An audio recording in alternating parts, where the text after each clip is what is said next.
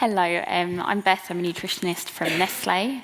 I'm standing in today for our beverage nutritionist, so don't come at me too hard. I haven't got all the technical answers today.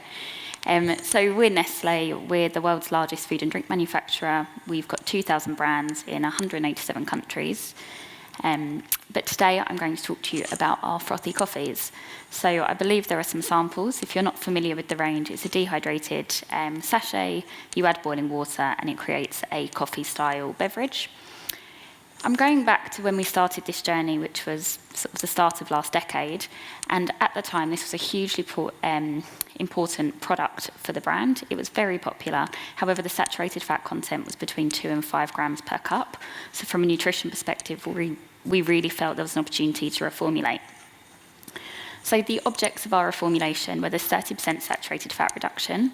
At the time, there weren't any government initiatives for us to reduce saturated fat, but Nestlé did have policies in place, which we've had since the late 90s to reduce public health sensitive nutrients.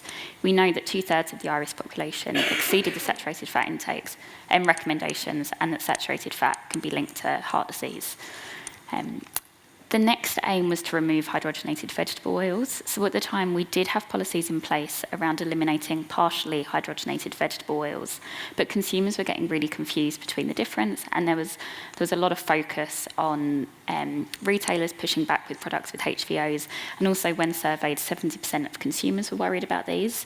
And actually at the time, 50% of all consumer queries about our frothy coffees related to the content of HVOs. And then the next aim was to maintain taste, because as much as we hear that consumers do want us to reformulate products for health, taste is key, and if the product doesn't deliver on taste, they're not buying it.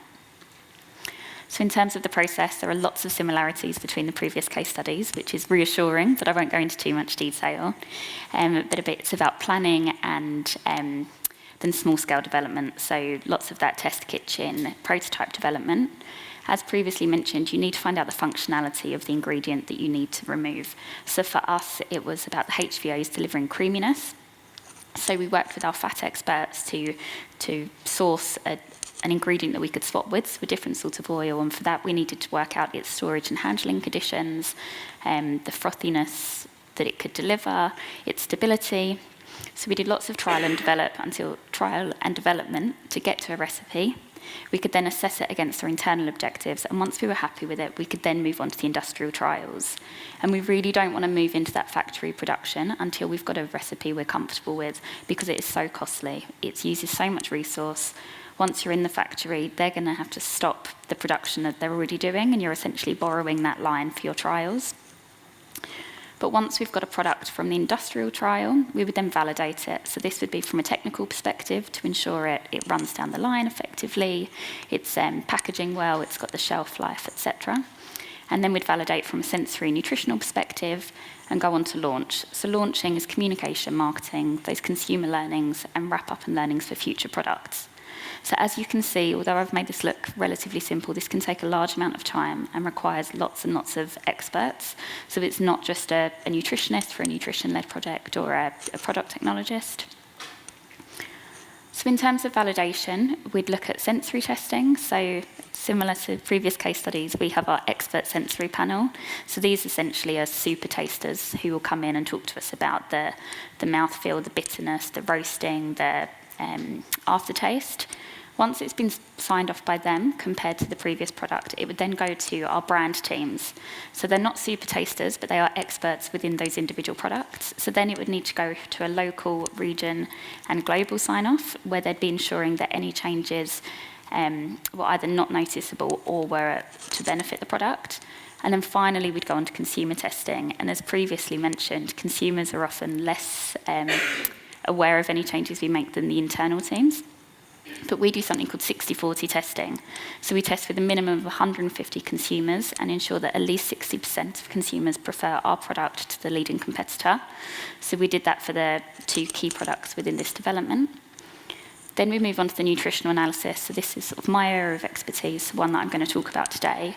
And for here, we typically use theoretical calculations up until this point.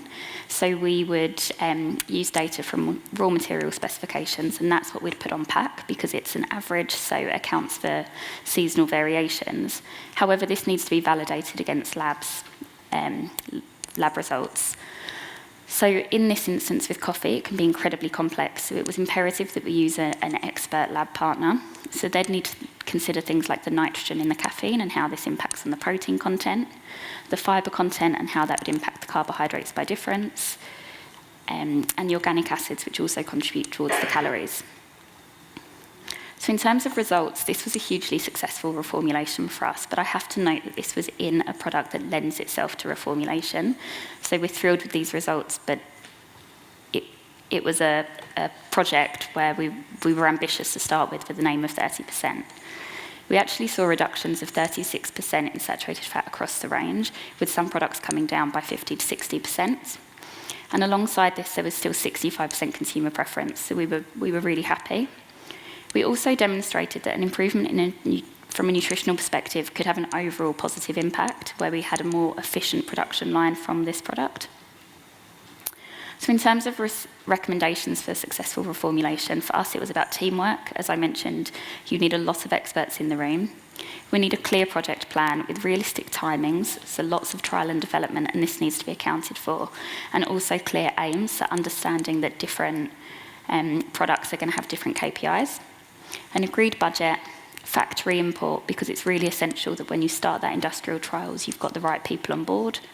Robust testing and processing, and a can-do attitude, so really believing in the project. So for us, that meant that doing lots of nutritional training to people within the business to really help them understand why it was important for us to reduce saturated fat and why we were pushing for it. So from then, as that was such a successful reformulation, we've been able to continue on the journey. So in the last 12 years, we've now ensured that all of our products have got no red front of pack. They're all less than 90 calories per mug, all non-HFSS, low fat, and meet the UK salt targets. And you can see that we've broadened the scope from just the standard coffee shop coffees into flavoured coffees and decaf, iced, and plant-based. We've put these guardrails in place to ensure that all further innovation and renovation meets these, and we've extended that to other brands. So we started with our Nescafe Gold range, and we've now included these guidelines in all development for Starbucks and Dolce Gusto products too.